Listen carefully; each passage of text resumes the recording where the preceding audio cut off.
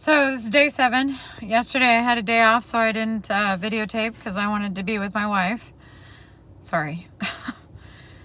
Anyways, again, a giant shit show. And not because I had a lot of patients. It's because there was more nurses than there were patients. Because I guess they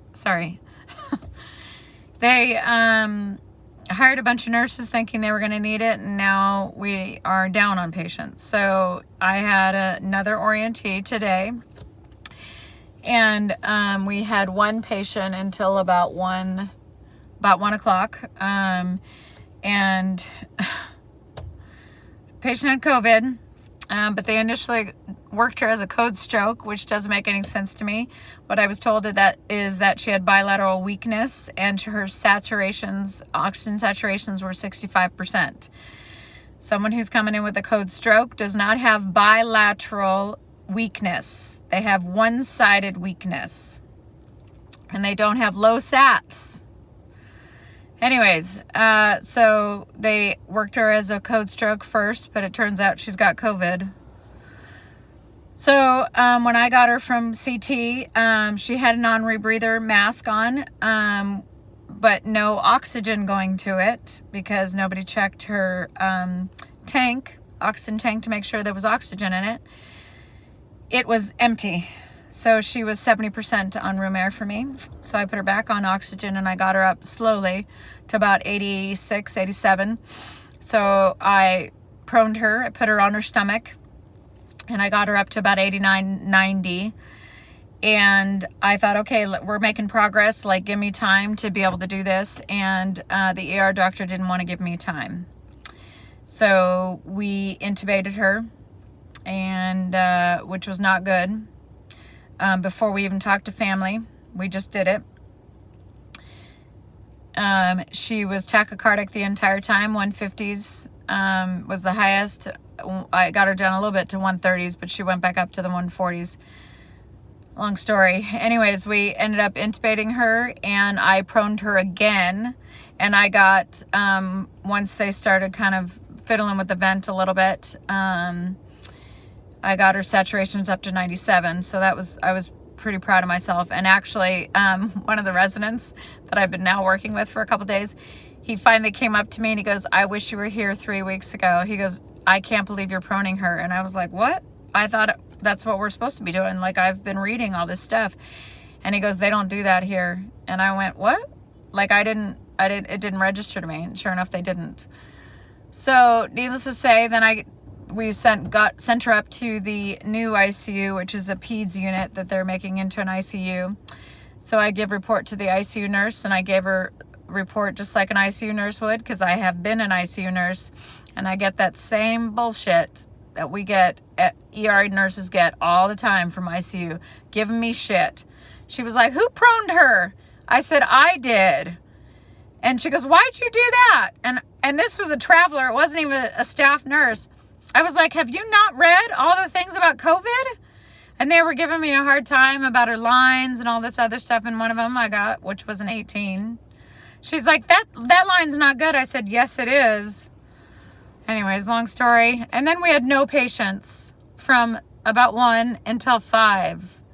And then I got a patient coming from home, coming in with asystole is what they told me. But he was completely stable. I'm like, they don't come in asystole being stable. Anyways, he was having pauses is what he was having. He was 94 years old and a full code. So towards the end of the shift at about 1900, we put in a temporary pacemaker. And they had never done a temporary pacemaker at bedside at this hospital. So, of course, everybody's coming to find out what the hell is a temporary pacemaker.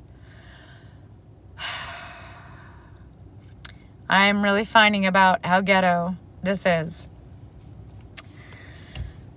Anyways, I'm tired, and I haven't had that many patients. It's crazy.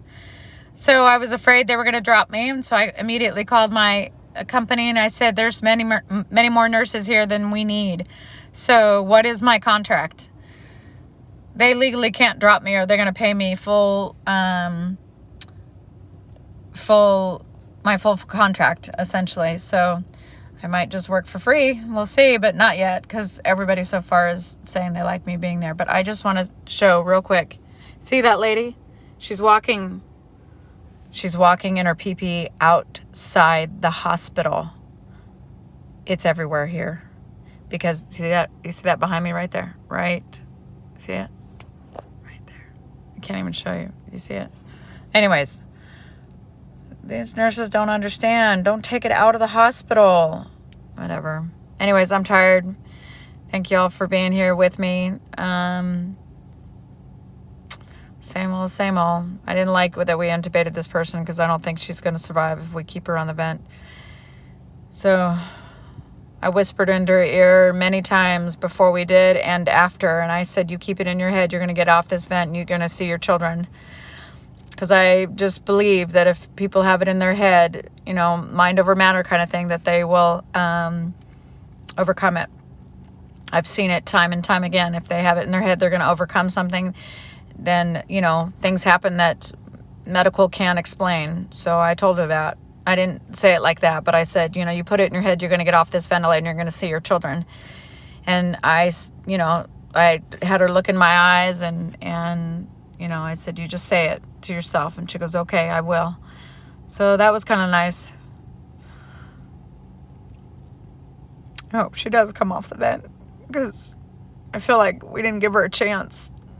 I mean, she might have ended up being on the vent anyways, but I feel like because I was her only nurse, I feel like, you know, maybe we should have given her a chance. But they were quick to intubate her. And I don't know. I mean, this is my first patient like that, so I don't know if giving her time would have helped. But I know that once you put them on the vent here, at least at this hospital, they don't come out. So I don't know, I'm crying. Again, maybe I'm tired, but I wanted to give her a chance, and I wanted to do what I know I could do with her, nursing-wise. They didn't give me a chance to even try. Anyways, sorry I'm crying again. Thanks for coming along with me, guys. I'll talk to you tomorrow.